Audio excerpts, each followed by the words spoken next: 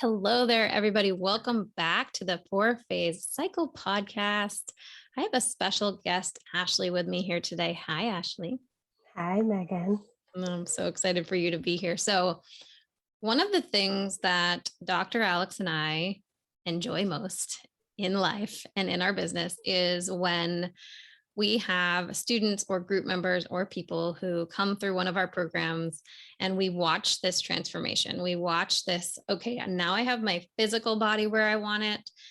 What am I going to do with this extra energy? What am I going to do with this clear thinking? What am I actually going to do in the world? Like we move kind of from surviving right to thriving. We're from what just figuring stuff out to getting in a place of what I really want to do. And I watched you do that, Ashley. So it's been so fun to watch. And I cannot wait to share for you to share today a very special topic that I love to dig into. Those of you who have children, especially, will want to hear about this of breaking chains and what that means. So we're going to get into that.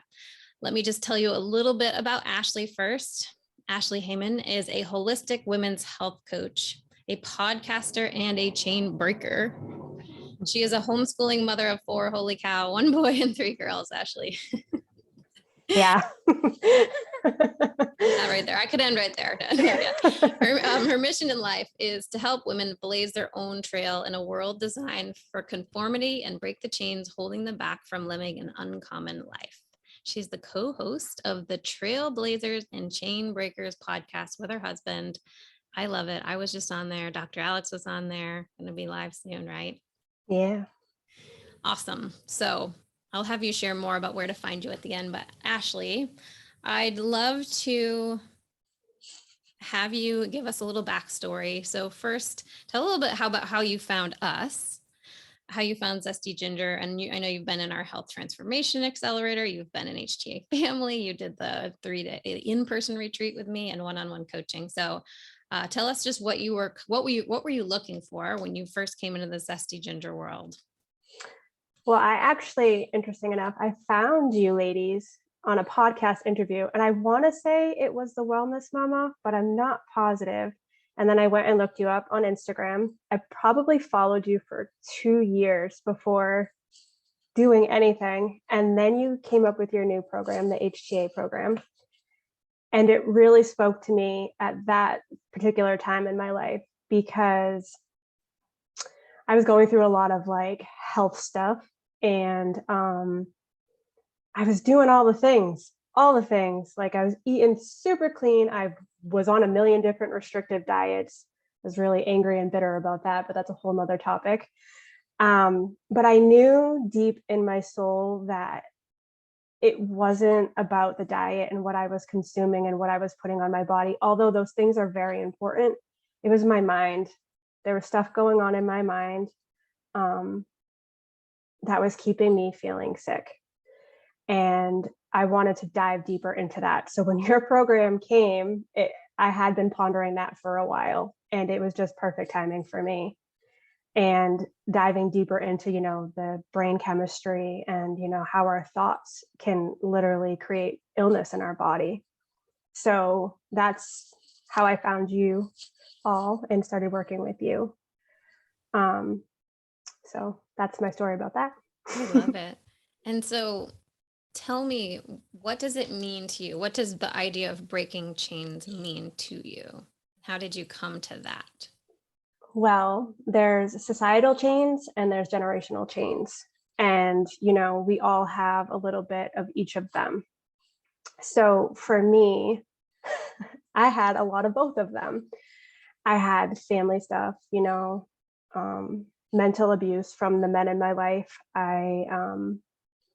Lots of things going around me that I thought were normal growing up. And I didn't realize were not normal until I became an adult. And then there's the, societal change, the world, school, teachers, the news, everything around us telling us that we need to be doing something. You should be this, you should be that, you should play small, you should stay quiet. So then there was that. And I knew that they all kind of formed who I was as a person. And I didn't really even know who I was as a person. And so I was like, I had to become a mother before I realized that this was happening. But I wanted to break the chains of the conditioning that I grew up. I wanted to break the pattern. I wanted to stop the cycle. I wanted to unlearn what I had been taught my whole life and relearn a new way of living. So that's what, breaking the chains means to me, breaking free of the conditioning of whatever it is, family or society has taught you who you should be. Wow. Powerful for your children. Yeah. Super cool. Yeah. What do you think is the biggest chain you've been able to break? Are you able to pinpoint something that you're really super excited to not pass on consciously to your children? Well, I'll tell you something. I was living a very unhealthy life. As I told you, my dad was mentally abusive. My stepdad was mentally abusive. My mom had me when she was 16 years old. She came from a family of mental illness. And she was 16 and she did the best she could with what she had. She had a mother who was very ill, a schizophrenic, and she was adopted and thrown into the system at a young age. So she was really terrified becoming a mother, but she knew that she wanted me.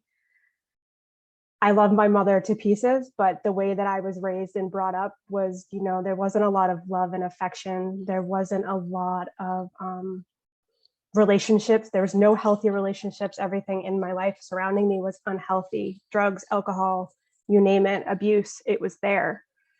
So I thought this was all normal. My whole life, I thought this was normal. I thought it was normal for men to scream at their wives, for parents to treat their kids like crap.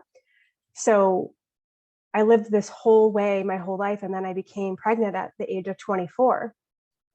I was scared. I was really scared. And then I had him, my son, my 11-year-old son, a week before my 25th birthday.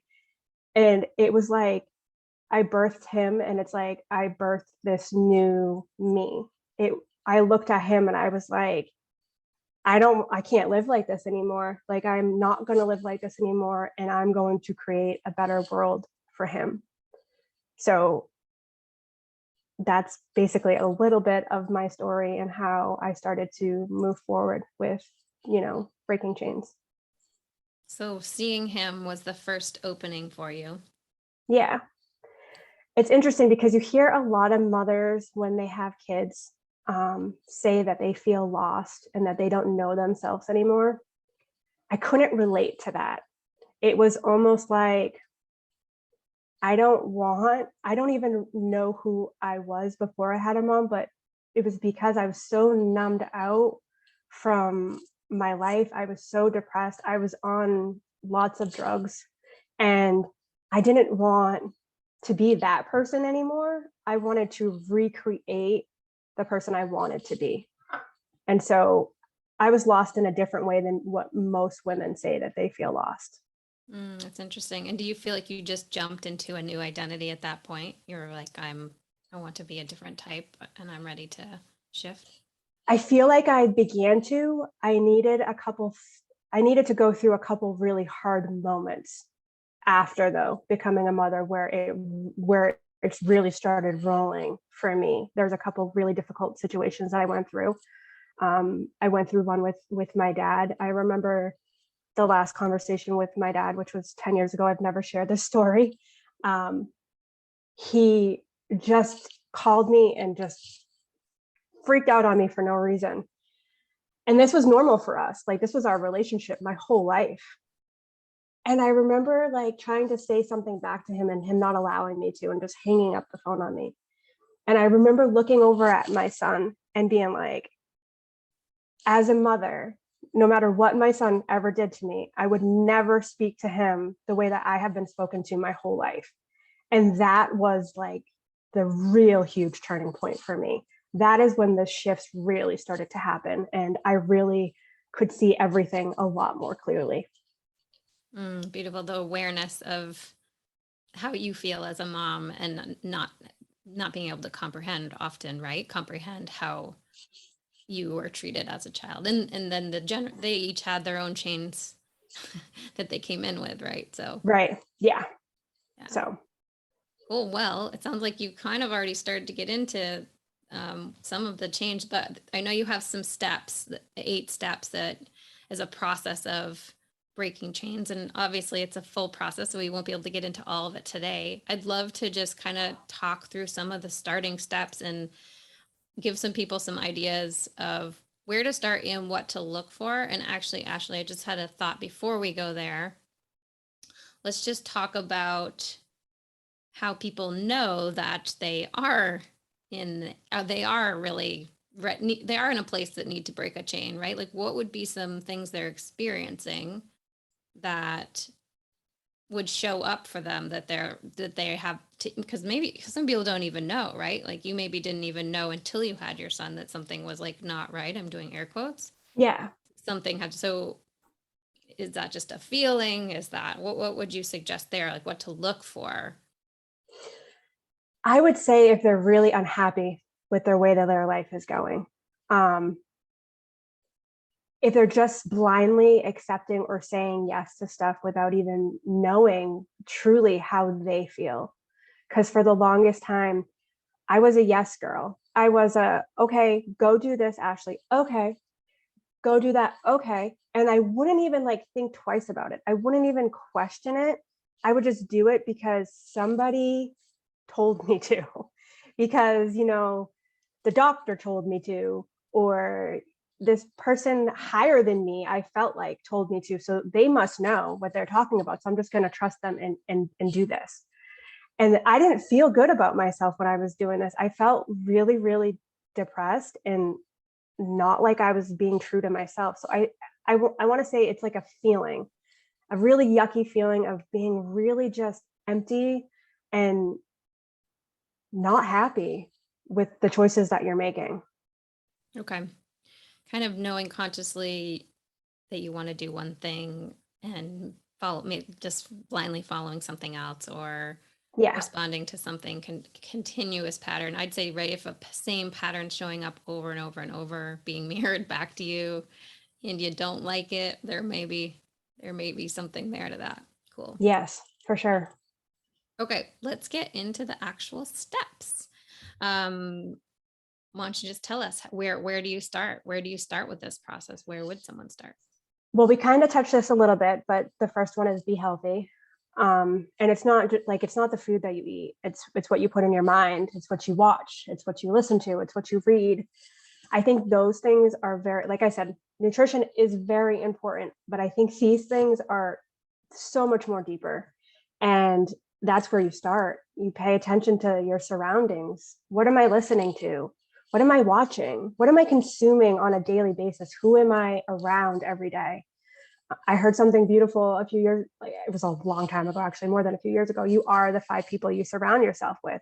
I don't think that's just physical people. I think it's who you're following on social media. It's everything around you. So I think you start there. Beautiful. That's actually such a great point because I know Dr. Alex has curated our Instagram feed in the last couple years to just be the most amazing, like silly puppy videos and hilarious quotes. And I'm like, wow, we've always just followed health people, which we love. And this is really fun. You could actually curate it to just, I laugh out loud every time I open it. And I had never had that experience with social media. So there is this awareness of like, you actually do control who you follow, what you turn on and who you're around. So I love that you're lumping that into the 5 people. I've never thought of it that way. Yeah. And I love quotes. I have a bunch of quotes in my mind, but I don't have like who wrote the quotes. But something I have at the end of my email is your diet is not only what you eat, it's what you watch, listen to, read, and the people you hang around with. Be mindful of the things you put into your body emotionally, spiritually, and physically. Yeah, amen. That's awesome. Yeah. Okay, so you're coming into this, you're asking someone to just kind of set up their surroundings of who they do want to be, right? So Yeah. that we can be aware of what the outside factors are. What are we being conditioned with? Because if we're just hearing it every day, it becomes just what you're around and what you think is normal. So then you're physically getting in a healthy place, mentally, physically, and then what do you do from there? What's the next step? Boundaries. Ooh, yes. Boundaries are huge. And that for me was like one of the first things that I took on when I started to, after I had my son, after the conversation with my dad. Some people can set boundaries. We'll start with people in their life. They can set boundaries and they can state the boundary. And then maybe the person will receive it well and respect the boundary. A lot of the times, the boundary will annoy another person if they are not on a journey where they are working on themselves. And they will push back. They will make you feel like crap about that boundary, like you are doing something wrong, like you are a horrible person. And I experienced this. I've been called a snob. I think I'm better than people. Well, you weren't like this before. Like you allowed this behavior before, so why is it not okay anymore? And so for me, from my experience with my dad, who spoke to me very, very meanly, I had to set a clear boundary, and I knew that the pattern was not going to change with that relationship. So I needed to decide if I could show up like the mother I wanted to show up, like the person I wanted to show up with him being in my life, or I needed to let that go. And in my case, I needed to let that go because it was consuming me mentally, and it was taking over how I was showing up in my daily life, and that wasn't okay for me. That wasn't acceptable for me. So, Ashley, what would you say to someone when they say you weren't like that before, when you're newly trying out these boundaries of this is how we operate in our family now, or these are the things we expect? What would you suggest, or how did you respond with when they say you weren't like this before? you're absolutely right. I'm growing and I'm evolving and I'm becoming a new me, a better version of me. And this is the way that I'm going to be, and this is the way it's going to be. You either take it or leave it, and you either can respect where I'm at right now or not. That's your choice, but this is what's happening. I say stay firm in what you believe and stay firm in the choices that you want to make. Because if you question yourself in your boundaries, then another person is going to be able to manipulate that. And they'll feel that. Yeah, and they'll feel that. They'll feel that you're not firm in what you're saying, and they'll take advantage of that. And kids show us this all the time. Oh yes. Oh my goodness. They have to test it. And I even have boundaries with them. This isn't just, family, it's everything. You have emotional boundaries, you have family boundaries. I have boundaries with my kids. I have boundaries with my husband. And I know myself, and they change. They can also change. As you change, they can change. Like for instance, kids, being a mother. You cannot go to the bathroom in peace being a mother, and you hear this all the time. Your kids get to a certain age where it's like, I'm in the bathroom, the door is closed, please leave me alone. When I'm out, you want something? Cool, ask me. But it's like I know people that like their 9-year-olds are still banging on their bathroom door, not letting them go to the bathroom in peace. And the mother's complaining about it because she's like, I can never even go to the bathroom alone. And I'm like, well, it's a choice. Because they're old enough to understand. Right. Yeah. And you have to have a conversation with your kids. You can't just be like one day, be like, okay, after like them bothering you in the bathroom all the time, I'm going to make this boundary. You have to say, okay, from now on, when I'm in the bathroom and the door is closed, this is what I want. I want you to please leave me alone and respect me. Unless somebody's like, if someone's bleeding or like really needs me, okay, you can come get me. But other than that, I'm in the bathroom. So I think the part about boundaries was so helpful for me to finally understand is that it's not necessarily that you're asking somebody to do anything, right? It's just, if you do this, I do this. If you do that, I do this, right? So it's just kind of like, these are the things that work for me. You don't have to do them. It's just, if you don't, will be the scenario. If you do, this will be the scenario. So I think that's where that's why the testing always comes in, because, especially if you've been a certain way for a long time and then you're shifting a little bit, people around you are like, does she mean that? Yeah. Is she serious? let's test that out. And you said something beautiful, actually, a few months ago. You said something about a boundary hangover. That is a real thing. And when you said it, I was like, that is a thing. Once you set a boundary and you're firm on what you want, you will have some feelings come up. You will have some emotions come up because we're human and we question ourselves sometimes. So we're going to be like, is this the right decision? Am I being too strict? Am I being too mean? And I think if you really, really just check in with yourself, you know, your intuition, your gut knows the answer. It's going to happen. It's going to come up, comes up still for me. Even when I set a boundary, like I'll be firm, I'll know it. And then like a week will go by and I'll be like, wait a minute, was that a good idea? So. Right, especially if you can see the other person, right? There's the firmer they are, it was I got so much pushback and I was like, no, I feel good in this, but then I got pushback and then I'm like, oh, I'm causing them distress. And like, I could have just did what I used to do. And like, we wouldn't be having to have 5 extra conversations, right? Like I think your brain goes into like, this could have been a little easier. Yes. Right. Like I just heard a quote that was amazing. It was like, your health or your life will only transform to the level of uncomfortable conversations you're willing to have. Yes. And I'm like, ooh, that's the boundary conversation, because each time that you hold it or expand them, then you do have to have the follow-up of, I meant that and I'm sticking to that. And that's uncomfortable. Can be. Yeah. Yeah. Depending. Yeah.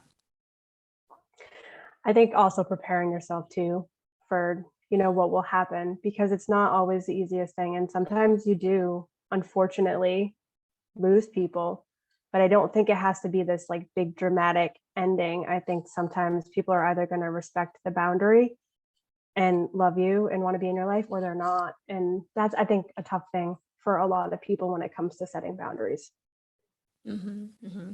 Yeah, I did. Someone in one of our groups had said before, she's like, well, I don't like to set boundaries because it always felt so bad. People were always acting like I went over their boundaries and therefore I was a bad person. And, you know, like you were wrong. You went over my boundary. And that's where it's like, well, that's up to that person. That's not you. It's if you go over their boundary, then there's just a different response. So there's a difference between telling someone a boundary and then making them wrong or feel bad, and just these are the natural consequences of that. Yeah. Okay, cool. Let's move on to the third step. This seems big. Find and break generational chains. Woohoo. Let's do that. All right, tell us more about that process. So everyone wants better for their kids, or they don't. The only way that you're going to really make this decision is by doing the work, by doing the healing work, because we're either going to continue generational change or we're going to break them. And in order to break them, you got to be doing work on yourself, because if you're not, there's no way to not continue what you were raised by, because that's how you were raised. That's all you know. You don't know any different. So it's figuring out what you want. Do you want to stay the same, or do you want to change and grow and put in some hard work? Okay, so the process of finding them, what did that look like for you? It was going deep back into my childhood. It was doing, I did a lot of inner child work. I coached every other week for like 2 years, going back to trauma and, you know, really feeling some uncomfortableness, uncomfortable pain. It taught me so much, though. It taught me more about myself, but it also shined so much light on my kids. I figured out what my triggers were, why I was being triggered, why I was getting annoyed with my kids. All these things came up in me that helped me become better for them. If I hadn't done that work, I don't know if I would be here today talking to you, if I didn't go back and heal through all of the stuff that I healed through. So glad you did. Yeah, me too. You know, this is reminding me of, so my husband is Native American and there's a lot of alcoholism in the family. And about 4 years ago, he went to rehab, got sober. Woohoo. Like, we're all very, very excited about this. It was amazing, amazing transition. I mean, it's still like drastically affecting family members for him, right? Like, this is it's a real deal thing. And so excited. I remember just thinking like, yes, like we've broke this chain, like we've broke this pattern for my girls. And not to put down that we did, and it's very cool. And there were some underlying patterns that were a part of this that my husband and I are still playing out. We're still playing out.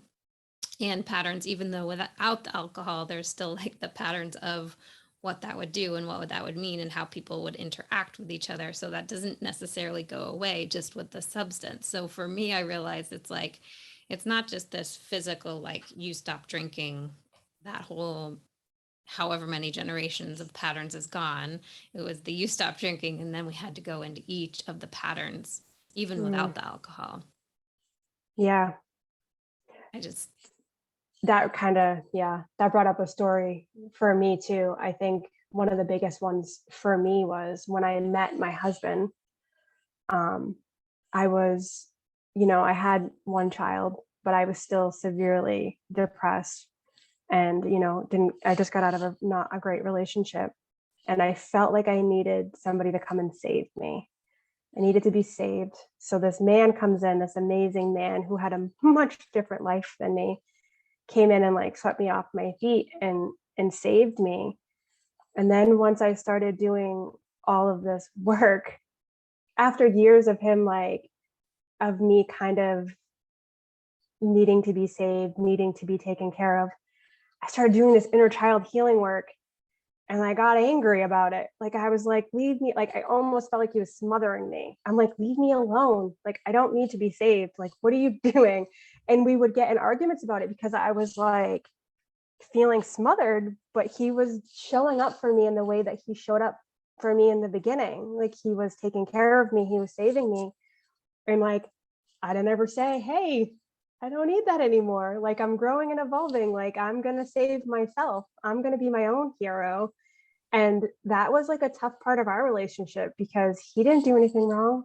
He was doing what he was repeating patterns that we always had in our relationship. But I felt like I needed to be saved because I was a broken little girl still when he met me. Even though I was a grown up, I was a broken little girl. So as long as he stayed in the savior role, then you had to keep playing out the broken little girl role. yes. Yes. And I had, I think when I realized this, I was pregnant with, no, it was after our second girl. So we had two girls. And I remember being like, I do not want my girls to feel like they need a man to save them. I don't want them to replay this role that I'm playing for them. So. And has that been a messy process to kind of communicate and sort out and navigate? We're still working through it because there's still times when, I'm human. We're all human and we have moments. And there's moments where I'm down and I'm struggling, and I want him to be a mind reader and save me. And he's like, wait a minute, what are we doing? Like, are you saving yourself today, or like, where are we? So yeah, we do still struggle with that today. I think we've gotten a lot better, and the beauty of it is we realize it now. Like, we can see it, we can stop, we can notice, and we can reflect on it. Whereas before we were just playing into it. So. And you're like, dang it, why did I ask you not to save me? Today I would like to be left alone and you take the children. Yes. Yeah. I think that's such an important pattern. I'm so glad you openly shared that, Ashley. Thank you, because I think this is not unique that many people go through this. And I know this whole like not being able to ask for help, I think plays into this idea of like, oh, for me, it's I could not ask for help unless it was like I felt absolutely like shit or things were totally chaos, right? It had to be a certain level of chaos that not only I would recognize, but other people would recognize to then ask for help. And then I realized, I'm like, this just plays into the pattern that now I need to attract chaos in my life to even get a break. Right? Yeah. Like, I don't want chaos in my life to get a break. I would like to have open space without chaos. So that's that takes a while to repattern and recognize. And it takes, what I think is, it really takes the me or whoever, or you, or the mom, whatever, stepping up and asking for help. And I just noticed this. I just had this happen recently. My husband had to fly home to a funeral. His cousin passed away just this morning, and I had a work meeting and stuff going on, and my mom's out of town. So it's very rare that I have no adults around who can grab the kids, because I have a call that goes right through pickup. And all of a sudden I was like, ooh, I'm always saying to other people, like, why don't you ask for help? I'm always here. I could pick up your kids anytime. And then I'm on the other end. And I was like, whew. And I watched my brain go through this, like, called one of, my best friend here. That was easy. And she was like, oh, I actually can't. And I was like, okay, we're going another level of people that whatever. And what I realized, which was a huge realization, is that the people that I was comfortable asking were the people who had asked me before. They were the people who are willing to ask for help. And I Yeah. recognized that. I was like, ooh, I could actually do this for somebody else right now. I could ask somebody else for help, and then they will now later have permission to ask somebody else. So I did end up asking somebody who I haven't helped before, who I just said, I need help. Can you help me today pick up the children? And she said, absolutely. They can come over. Well, And that's so all. I'm hoping that because I had that realization that those were the people I was willing to ask. So I don't know. That was just a new thing for me today, but I'm like, this whole like permission. I think if as the more we ask for help, instead of what I would think of as like, it's weak, or I don't deserve it, or whatever, like all these stories we tell ourselves, it actually gives somebody else permission to then ask for help. Yeah, exactly. That's a really good story. It's kind of a chain right there, right? Like I could break it for other people that um are afraid. And actually, when I had my daughter, my second daughter, we were living in a place where I needed all sorts of help because I just couldn't pick up my other daughter from school because I had this baby who would nap and I couldn't move her, whatever. So I had all sorts of people helping me for months. And then when I finally came out of that, I remember emailing like everyone at school and everyone I knew saying, all right, I'm like out of the clear. If anybody needs help with anything, please ask me. Because like I knew I had pulled from it. So it's just this give and take, I guess.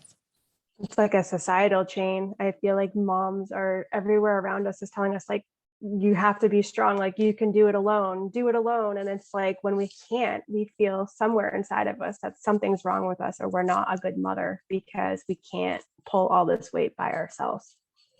Absolutely. Absolutely. Okay, let's head into I think this leads right into the fourth one, is trust your intuition. So That's a okay, big there we go. I one. had to trust my intuition to reach out to somebody Yes, new, right? this is a big, big one. I believe, and I love calling it something different. We actually have like a mission statement in our dining room, our family mission statement, and it says this on it. I like to call it your inner compass. We were all born, still have, will always have an inner compass.